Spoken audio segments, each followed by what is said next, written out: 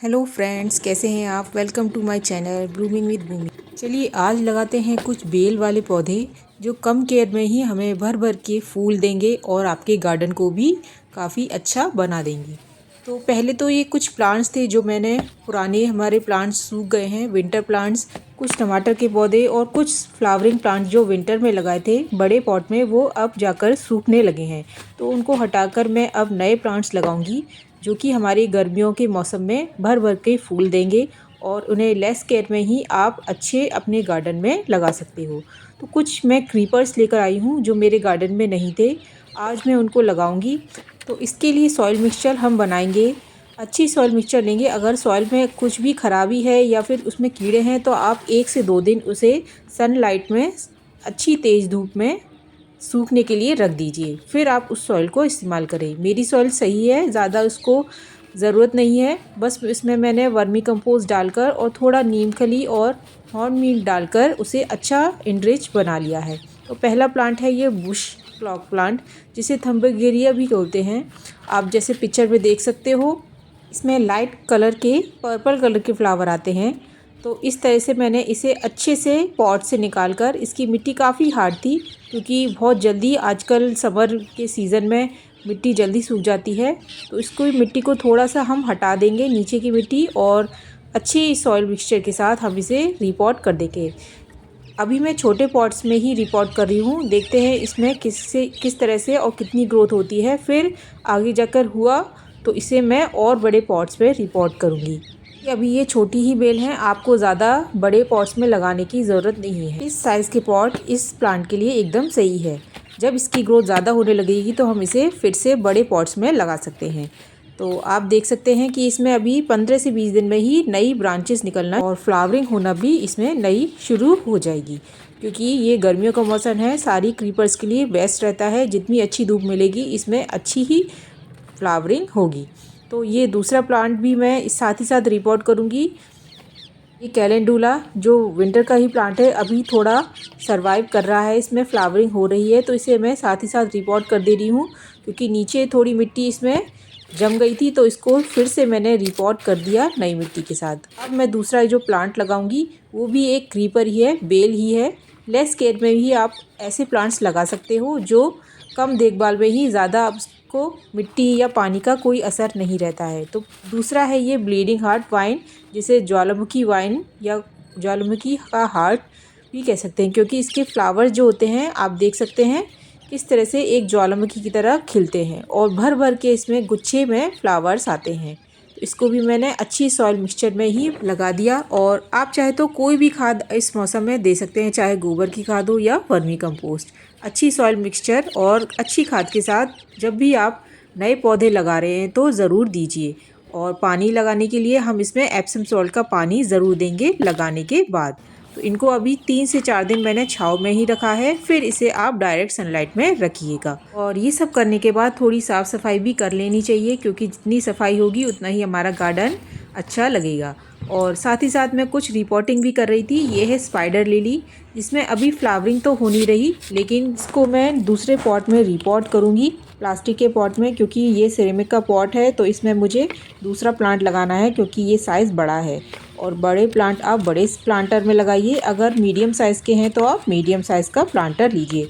Size के हिसाब से आप प्लांट्स और उनके प्लांटर रखेंगे तो प्लांट्स के लिए भी काफ़ी हेल्पफुल होगा। तो इसको निकालने में काफ़ी मशक्क़त लगी, थोड़ी मेहनत तो लगी, क्योंकि सॉइल काफ़ी हार्ड हो गई थी। और आप देख सकते हैं इसे मैंने पिछले साल जुलाई में लगाया था और काफ़ी मेहनत लगी इसको निकालने में, क्योंकि मिट्टी एकदम ठोस हो चुकी थी। अच्छी ग्रोथ तो है लेकिन आप इसकी जड़ें जो हैं काफ़ी ज़्यादा फैल गई थी। ये भी बहुत लेस केयरिंग प्लांट है, आप चाहे तो ऑनलाइन या आप नर्सरी से भी इसके बल्ब ला सकते हैं और अच्छी सॉइल मिक्सचर में लगाइए और इसमें फ्लावरिंग भी बहुत जल्द ही शुरू हो जाती है। और देख सकते हैं कि सिर्फ 2 बल्ब से ही ये पूरा प्लांटर भर गया है और कितनी इसकी रूट्स फैल गई हैं और काफ़ी मोटी रूट्स इसमें निकल गई हैं। तो नीचे से मैं इसकी रूटिंग भी, ये रूट बाउंड हो गया तो इसकी रूट्स थोड़ी सी निकाल दूंगी, कटिंग कर दूंगी। इसे फिर प्लास्टिक के पॉट में मैं लगा दूंगी और इस तरह से नीचे नीचे सारी ज़्यादातर मैंने रूटिंग इसकी निकाल दी और नई मिट्टी के साथ इसको एक प्लास्टिक के पॉट में लगा दिया और 2 से 3 दिन इसे छाँव में ही रखिएगा। फिर इसे आप फुल सनलाइट में रख सकते हो और इसे फिर अच्छे से पानी दे देंगे। ये शाम के टाइम काम करिए क्योंकि गर्मी सुबह से शाम बहुत रहती है, तो ये काम आप शाम के टाइम रख करिए क्योंकि मिट्टी भी बहुत हमारी ठंडी हो जाती है और पानी भी ठंडा रहता है, तो ये प्लांट्स के लिए बेहतर रहता है। तो ये करने के बाद पानी भरपूर मात्रा में हम प्लांट्स को देंगे। सुबह के टाइम आप प्लांट्स पे शावर करिए और शाम के टाइम आप जड़ों में पानी दीजिए, जिससे हमारे प्लांट्स हेल्दी ग्रो होते रहें। और ये लगा दिया। और इसके बाद मेरा ये लास्ट प्लांट जो मैं नर्सरी से लेकर आई थी, ये है पिंक गुड़ैल यानी कि हिबिस्कस।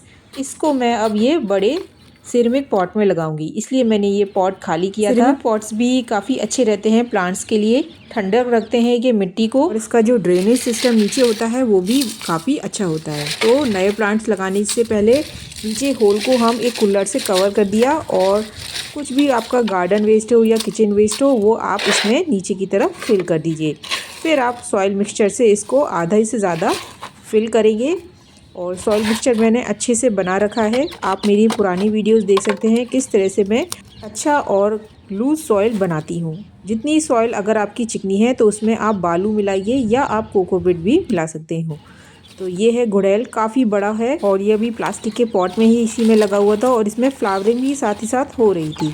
तो नीचे से काफ़ी मिट्टी हार्ड है तो इसको मैं थोड़ा हटा दूँगी, लूज़ कर दूँगी। और काफ़ी जड़ें इसकी फैली हुई हैं और आप चाहे तो साइड से भी इसकी मिट्टी हटा देंगे। और कोई ज़्यादा इसकी केयर की ज़रूरत नहीं है, काफ़ी ये अपनी मेहनत से ही और अच्छे से ये ग्रो होता रहता है। बस इसमें पानी की मात्रा सही रहनी चाहिए। सुबह से शाम पानी दीजिए और इसे खुली धूप में रखिए और उतनी ही अच्छी इसमें फ्लावरिंग होगी। 2 से 3 फूल तो इसमें आ भी चुके हैं और इसमें अब नई कलियाँ भी आना शुरू हो गई हैं। आप चाहे तो अगर आपके यहाँ ये गुड़ैल लगा हुआ है तो इसकी प्रूनिंग ज़रूर करिए। इतनी अच्छी प्रूनिंग होती है हमारे पुराने प्लांट्स की, उतनी ही उसमें नई ब्रांचेज आती हैं और उतनी ही अच्छी उसमें फ्लावरिंग होती है। तो ये भी हो गया मेरा तैयार गुड़ैल का पौधा और इसको भर भर के अच्छे से पानी दे देंगे। बिल्कुल मिट्टी इसकी नीचे तक सूखी हुई नहीं रहनी चाहिए। और आप देख सकते हैं इसमें कई कलियां भी आ रही हैं और 2 से 3 दिन में इसमें फ्लावरिंग भी होने लगेगी। और ये हो गया मेरा तैयार। आप देख सकते हो इसमें कली भी काफ़ी खिल चुकी है और 2 से 3 दिन मैंने छाँव में ही रखा था। फिर इसमें इस जगह मैंने रख दिया जहाँ पर सुबह की सनलाइट आती रहती है। और कुछ प्लांट्स मैंने इस साइड लगा दिए हैं जहाँ पर सिर्फ सुबह की धूप आती है 12 बजे तक, फिर यहाँ पर छाँव हो जाती है। तो कैसा लगा मेरा आज का ये वीडियो? प्लीज़ अगर आप मेरे चैनल पर नए हैं तो मेरे चैनल को सब्सक्राइब करना बिल्कुल ना भूलें और लाइक कीजिए, कमेंट कीजिए कैसा लगा मेरा आज का ये वीडियो। तो आज के लिए बस इतना ही। Okay bye, happy gardening, thank you for watching.